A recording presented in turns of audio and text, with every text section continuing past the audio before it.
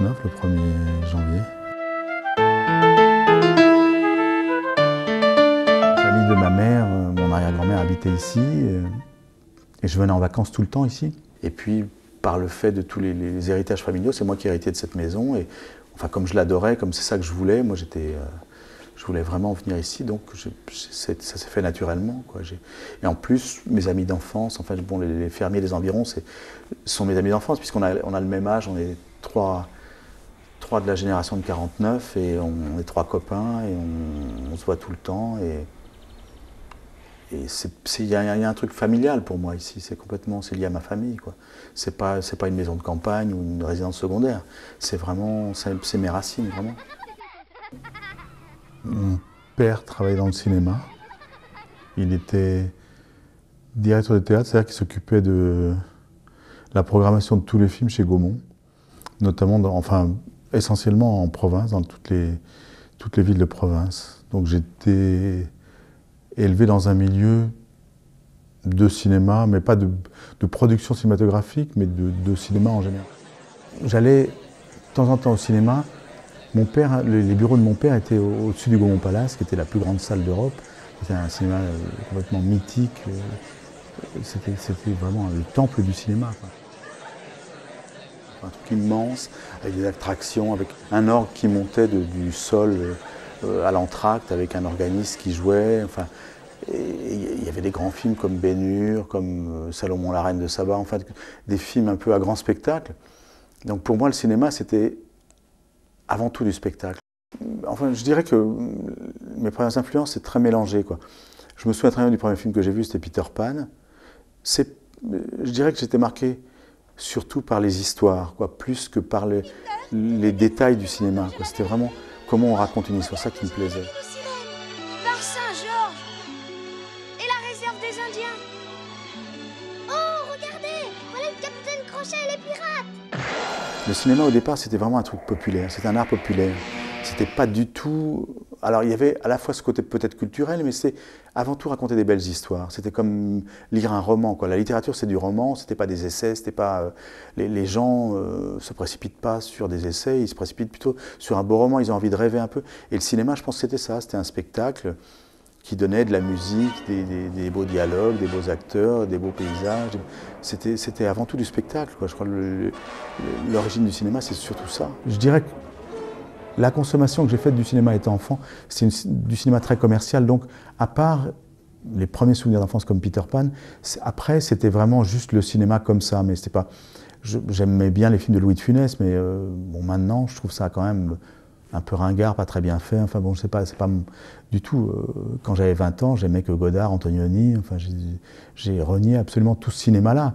Et j'avais des grandes discussions avec mon père quand j'étais adolescent, en déboulonnant tout ce cinéma-là, en disant que c'était du mauvais cinéma. Et il me disait, mais tu sais, le cinéma d'auteur n'existe que par rapport à ce cinéma-là. C'est ça qui finance le cinéma d'art et le cinéma de...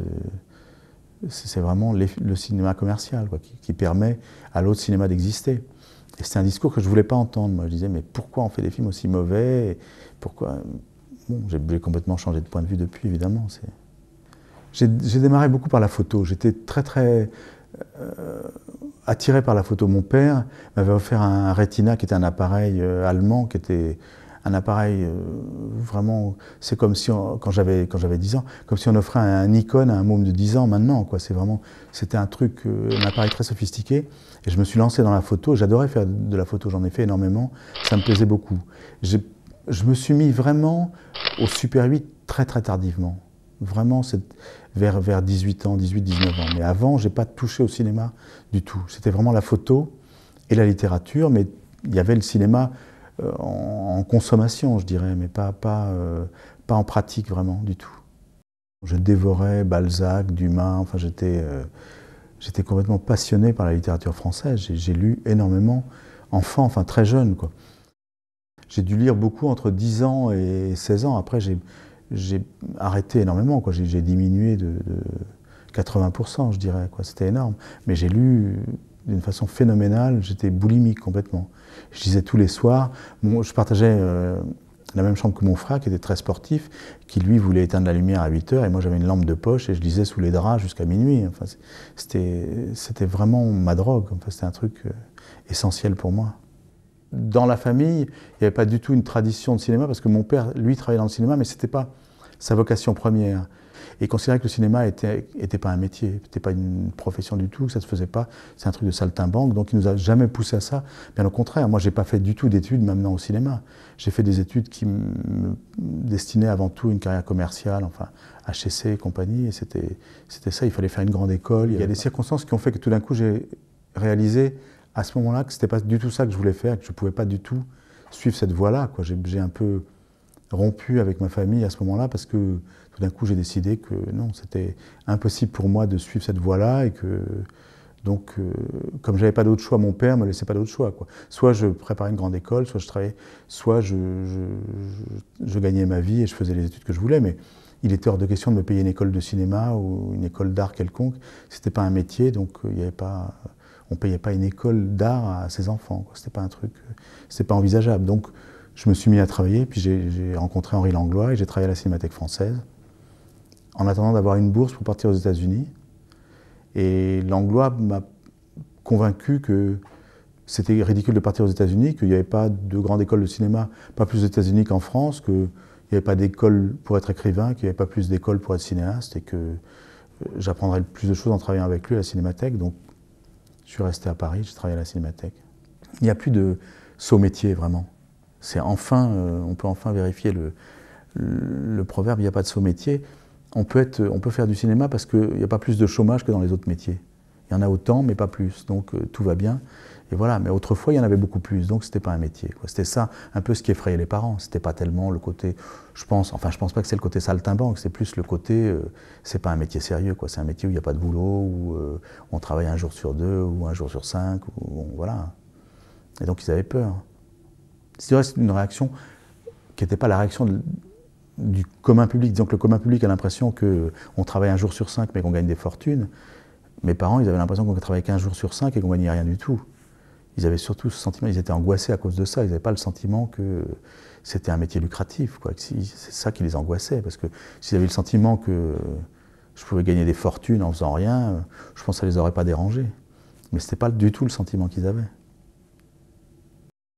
Peu à peu, je me suis dit que c'était le cinéma qui m'intéressait parce qu'il y avait un truc peut-être plus concret et qui ressemblait un peu plus à un métier, un tout petit peu plus qu'écrivain, quoi, c'est tout. Donc comme je venais d'un milieu où tout ça n'était pas des métiers de toute façon, je cherchais ce qui ressemblait plus à une profession.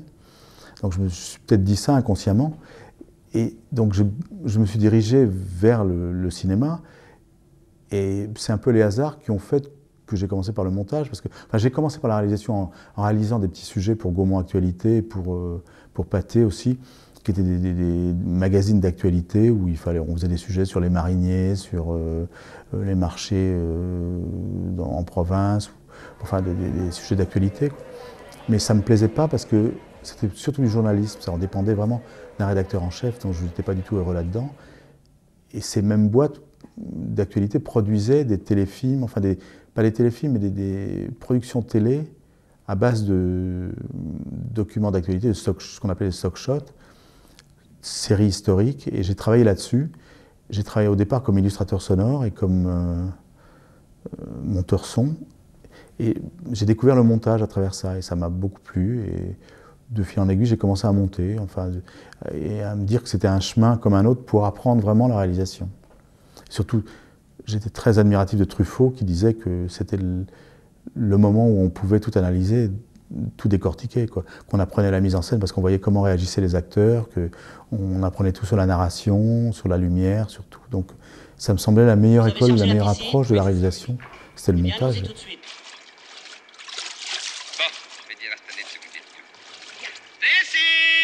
voulez venir, vous serez gentil, j'ai une lettre à vous dicter. Il faut absolument qu'elle parte aujourd'hui. Oui, monsieur, j'arrive tout de suite. Bon, ne t'inquiète de rien. Stanley trouvera la solution. L'idéal serait... Eh bien, Stacy, ça ne se voit pas du tout. C'est vrai? Oui. Tant mieux. Regardez, c'est joli, ça. Il faut aimer, c'est tout. Mon cher C'est pas trop... Non, c'est très bien. Bon. Alphonse, qui aura avec lui sa jeune épouse. Bon, je crois que c'est... Ça va, oui? Très bien, Stacy. Vous pouvez Ok. partir tranquille. Merci beaucoup. Au Au revoir. revoir. À bientôt. Bon voyage. Au revoir, Yann. Au revoir. Au revoir. Au revoir, Martine. Bon voyage. Et vous, bon boulot. Allez, on regarde la suite.